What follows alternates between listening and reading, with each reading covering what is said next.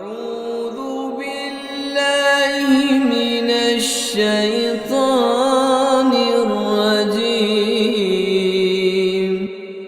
بسم الله الرحمن الرحيم. شروع کوم پنوم د الله چې بخون کې مهربان دی. الف لام میم. د دې کتاب نازلې دل بشکا چې د رب العالمین د طرف نه دی. آیا دا خلق وای چې دې سړي دا پخپله جوړ کړي دي؟ نه، بلکې دا حق دې ستاسو د رب د طرف نه چې ته پرې یو داسې قوم خبردار کړي چې هغوی ته ستانه مخ کې سو خبردارون کې نه دی راغلي، شاید چې هغوی هدایت بیا مومي.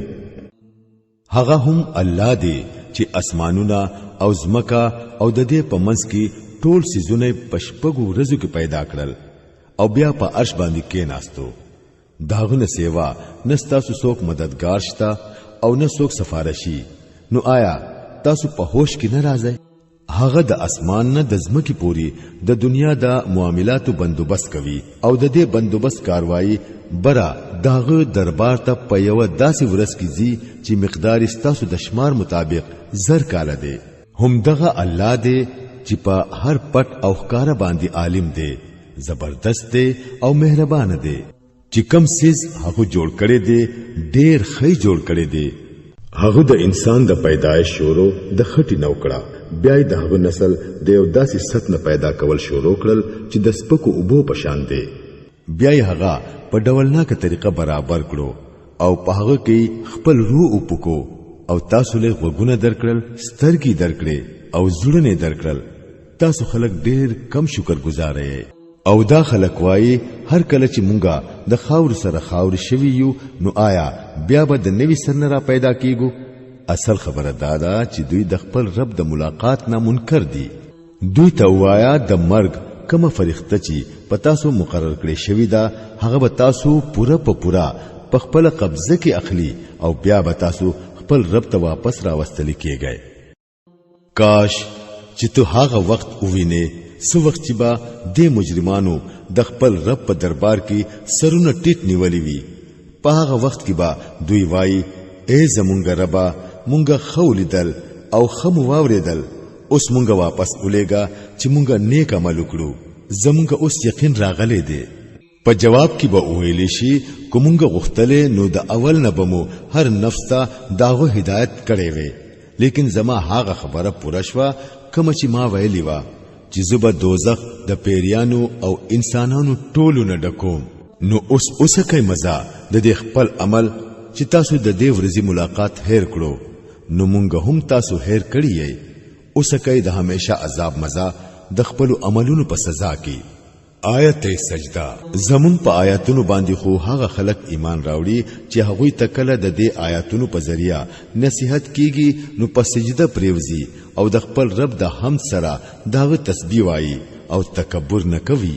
داغوی شاګانی د بسترونو جدا وي، خپل رب ته د یری او د تم سره आवाज کوي او کم رزق چې هغوی لا مونږ ورکړي دي داغه نه خرج کوي.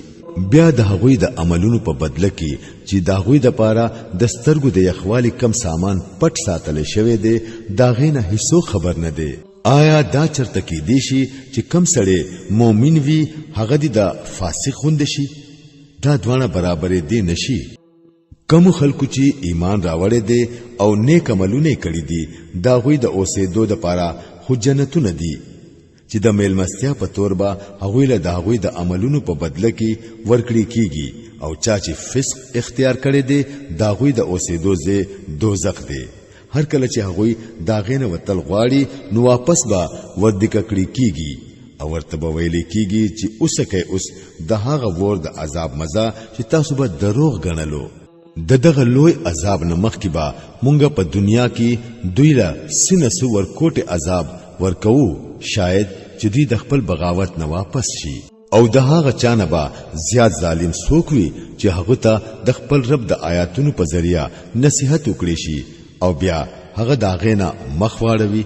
د داسې مجرمانو نه خو با مونږه خامخا بدل اخلو. د دین مخ کې مونږه موسی علی السلام لا کتاب ورکړی دی، نو دغه سیس په میلاوي دو باندې تعالی سے شک کول ندی پکار هغه کتاب مونږه د بنی اسرائیلو د پاره هدایت جوړ کړي وو او کله چې هغه صبر وکړو او زمون په آیاتونو باندې یقین لرلو نو په هغه کې مونږه داسې مشران پیدا کړل چې زمون په حکم به خلکو ته سم لار خودلا یقینا ستا رب د قیامت په ورځ د هغه خبر فیصله وکړي چې په هغه کې بنی اسرائیل په خپلو کې اختلاف کوي او آیا د خلکو ته په دې تاریخي واقعاتو کې څه هدایت میلاو نشو چې د دوی نه مخکې مونږه څومره ډیر قومونه هلاک کړي دي چې داغوی د اوسېدو په ځای کې نن دوی ګرځي را ګرځي په دې کې غټي نخې دي آیا دوی اورینا او آیا دا خلک دې نظارې ته چرته ګوري نه چې مونږه او چیز مکه ته ابو ور بیاو او بیا دا غیز مکه هغه فصلونه رازرغونو چې د هغه نه د هغه زناورو ته هم خوراک ملاويږي او دوی په خپل هم خوري نو آیا دوی سو ویني ګوري نه دا خلک وایي چې دا فیصله به کله وي کو تاسو رښتینی یې دوی ته وایا د فیصله په ورځ با ایمان راوړل داغه چا د پاره هیڅ فائدہ ونه کړی چا چې کفر کړي دي او بیا به ورته هیڅ مهلت نه ملاويږي ډېر خدا دوی په خپل حال پرېږدا او انتظار کوا دوی هم انتظار کوونکي دي